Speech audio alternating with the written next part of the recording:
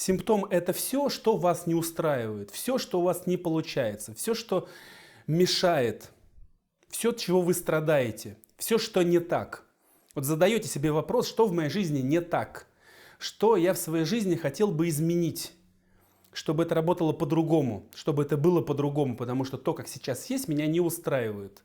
Мне от этого больно, плохо, я чего-то недополучаю.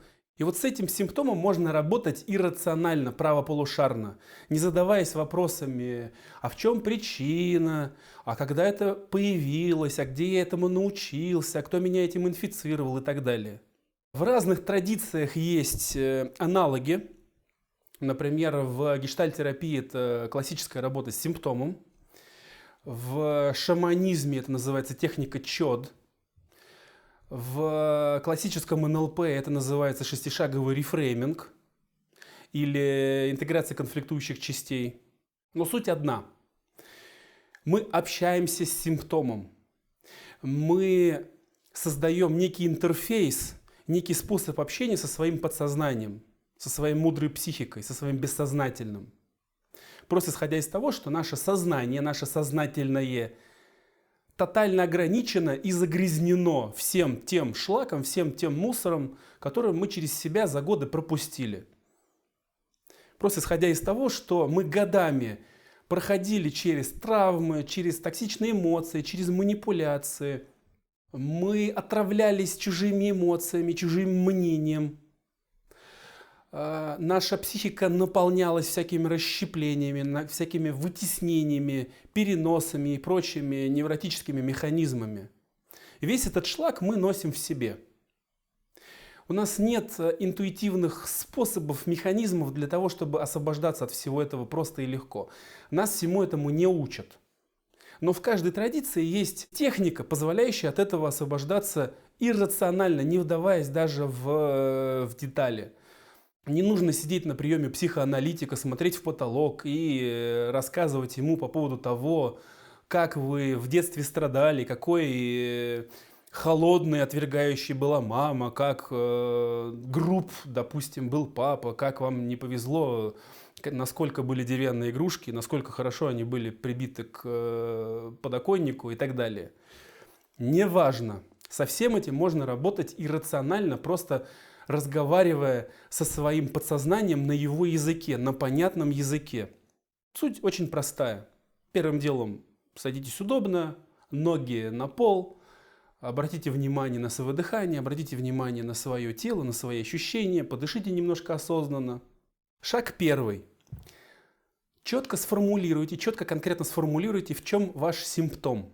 Что не так, что вы хотели бы изменить. Денег постоянно нет, спина болит, прокрастинация, не могу постоять за себя. Все, что угодно. Абсолютно все, что угодно. Опять нарцисс, опять алкоголик, опять наступили на ногу, опять боюсь. Симптомом мы называем вообще все, что не так, все, что мы хотели бы изменить. Неважно, что это. Это физические проявления, это ментальные проявления, это эмоциональные проявления, это событийные проявления. Четко сформулируйте свой симптом, что не так, что хотели бы изменить. Второй пункт. Создаем связь с вашим симптомом. Как вы его ощущаете телесно? Как вы вообще ощущаете его присутствие в своей жизни? В виде чего вы его вообще можете представить? На что это похоже или на что это может быть похоже? Кто-то может представить себе, допустим, демона, который вот прокрастинирует меня или заставляет меня вступать в отношения с нарциссами и психопатами. Может быть, кто-то представит себе конкретного, обычного, простого человека, который что-то портит, который держит меня, допустим, который хватает меня в виде страха и тревоги и начинает думать мной всякие плохие вещи. Это может быть просто, допустим, шарик какой-нибудь, или может быть светящееся какое-нибудь облако, все что угодно. Таким образом, вы разговариваете со своим подсознанием на его языке, на языке образов, мыслей, чувств, ощущений, переживаний, запахов, вкусов, чего угодно. Любая сенсорная информация. Главное, вводите в контакт, как вы это видите, как этот симптом в вашей жизни присутствует. Дальше, третий пункт. Высаживайте его перед собой. Представьте, что этот симптом покидает ваше тело или то место, где он был, и становится перед вами, прямо перед вами, для того, чтобы с ним можно было удобно покоммуницировать, повзаимодействовать, поговорить. Точно так же смотрите на ваш симптом. Еще лучше рассматривайте, как он выглядит, на что он похож, чем он занимается, каково ему там. Теперь обращайте внимание, а что вы чувствуете к вашему симптому. И что ваш симптом чувствует, глядя на вас. То есть обращайте внимание на эмоциональную составляющую, на эмоциональное отношение. Это важно. У вас с вашим симптомом есть отношения. Возможно, они до этого были токсичными отношениями. Наша задача их как-то восстановить, разобрать эти отношения. То есть можете к вашему симптому относиться как к живому, другому человеку, с которым у вас созависимые токсичные отношения, которые портят вам жизнь. Дальше, пункт 4. Здесь мы предполагаем, что у вашего симптома есть некое позитивное намерение. Все симптомы, все программы когда-то были рождены для того, чтобы сделать для вас что-то хорошее, что-то позитивное, как-то позаботиться о вас, может быть, защитить вас от чего-то. Поэтому прямо обратитесь к вашему симптому, дайте ему имя, как-то назовите его. Как угодно. Это может быть существительное, прилагательное, глагол, междометие. И обратитесь к нему по имени. Дорогая моя часть, дорогая моя программа, дорогой мой фазген. Я знаю, что ты делаешь что-то важное, ценное для меня, нужное для меня. Пожалуйста, скажи мне, что конкретно хорошего ты для меня пытаешься сделать. Я знаю, что ты моя программа, ты моя часть. Ты рождена для того, чтобы что-то важное, ценное делать для меня. И я знаю, что ты пытаешься, стараешься что-то ценное, важное для меня делать. Пожалуйста, скажи мне, покажи мне удобным для тебя языком, удобным для тебя способом. И обратите внимание на то, как ваш симптом реагирует на то, что вы говорите. Также обратите внимание на ваши ощущения. Отвечает ли вам ваш симптом? Получается ли вам увидеть, что ценного, важного этот симптом для вас делает? А теперь выходите из себя и посмотрите на вас со стороны, чтобы вы видели со стороны вас и ваш симптом. Посмотрите на эту парочку со стороны, обратите внимание, как они друг на друга смотрят, как они друг к другу относятся. Возможно, вы со стороны сейчас видите то, как выглядят созависимые отношения, токсичные отношения или внутриличностный конфликт.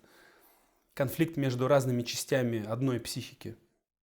И ныряйте теперь в симптом. Вы это симптом, прям подышите теперь как симптом, почувствуйте себя с этим симптомом. Почувствуйте теперь в вас, что в вас, как в симптоме, рождается в ответ к вашему хозяину. Что вы хотели бы ему сказать, что вы хотели бы для него сделать, как вы хотели бы о нем позаботиться. Возможно, вы сейчас больше поняли о том, зачем вам нужен этот симптом, зачем вы нужны вашему хозяину. Если у вас возникает сейчас какое-то желание что-то вашему хозяину сказать, скажите. Если нет, то делайте вдох, выдох и на выдохе выходите снова из симптома, снова посмотрите на эту парочку со стороны и ныряйте в себя, возвращайтесь в себя. Вы сейчас узнали, зачем этот симптом вам нужен, чем эта программа занимается для вас, в чем ее позитивное намерение. Сейчас ваша задача изменить ее, изменить этот симптом. Вы в своей психике царь и бог. Вы сейчас соединились со своим симптомом. Сейчас вам также нужно на понятном для вашего подсознания языке объяснить, как эту программу видоизменить для того, чтобы она вам не мешала, как убрать этот внутренний конфликт, этот внутриличностный конфликт. Для того, чтобы этот симптом не портил кровь, не ограничил вас. Даже если он защищает, даже если он пытается уберечь вас от опасности, даже если он защищает от ошибок, ваша задача сейчас что-то изменить в нем для того, чтобы он вам больше не мешал, чтобы он продолжал делать то важное и нужное для чего он был рожден, для чего он был придуман, для чего он предназначен, для чего ваша психика его выделила, чтобы он продолжал удовлетворять эту потребность, но не мешал. Посмотрите на него и задайте себе вопрос, что вы хотели бы в нем изменить. Например, в шаманизме техника чет. Я представляю перед собой некого демона, который олицетворяет мой симптом. Например, демон обжорства или демон зависти, демон прокрастинации. И в технике чет шаманы кормят своего демона для того, чтобы он либо стал свободен, либо стал ангелом, а не демоном. Или я представляю перед собой, допустим, свой симптом, и он выглядит в виде льдышки или снеговика. Что с ним хочется сделать? Растопить его. Что вы хотели бы с этим симптомом сделать, с этой фигурой, которую вы перед собой выделили? Вы сейчас можете как-то договориться, вы можете сейчас преобразовать, вы можете сейчас хакнуть эту программу. Важный критерий, чтобы это не мешало этой части удовлетворять свою потребность, допустим, защищать вас, беречь вас от ошибок, оберегать вас от того, чтобы вы не перегорели, для того, чтобы вы не рисковали. Что туда можно добавить? Возможно, какое-то устройство добавить, возможно, что-то сделать с самим симптомом, возможно, подарить ему что-то, возможно, дать какие-то инструкции, что-то добавить, что-то изменить. Если вдруг у вас нет сейчас мысли и фантазии, как разрешить эту ситуацию, вызовите прямо сюда еще одну часть. Условно ее можно назвать творческая часть. Прямо вниманием потянитесь, где моя творческая часть, где часть психики, отвечающая за полет фантазии, за вдохновение, за творчество. Точно то же самое. Представьте ее в виде чего-то и дайте задание вашей творческой части. Пожалуйста, научи вот эту часть мою, вот этот мой симптом, как удовлетворять свою потребность лучше, по-другому, для того, чтобы она не конфликтовала с другими частями. Для того, чтобы я себя чувствовал хорошо. Чтобы я был здоров, богат и счастлив. И чувствовал себя хорошо и защищал свои личные границы, выстраивал теплые доверительные отношения. Именно для этого полезно перед таким упражнением, перед этой техникой поиграть в игрушки нового кода НЛП, для того, чтобы разогнать оба полушария, и правое, и левое, для того, чтобы синхронизировать их работу. Когда вы пообщались со своей творческой частью, можете отпустить ее, отпустить симптом ваш и вернуться в здесь и сейчас. В более расширенной версии данной техники можно выстраивать более длительные такие отношения, более длительный интерфейс общения с подсознанием. Допустим, ту часть, которую мы вызывали, мы ее называли творческой частью, можно как-то назвать тоже. То есть можно, поработав с разными симптомами, с разными частями своей личности, можно выделить из них какую-то главную.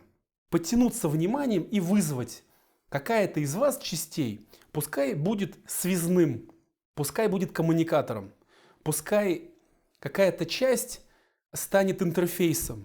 Вы точно так же эту часть в виде чего-то будете представлять. Главный принцип – восстановить доверие, восстановить связь, создать связь, объяснить, что вы хотите, и не мешать. Не мешать вашему мудрому, умному, мощному подсознанию делать свое дело.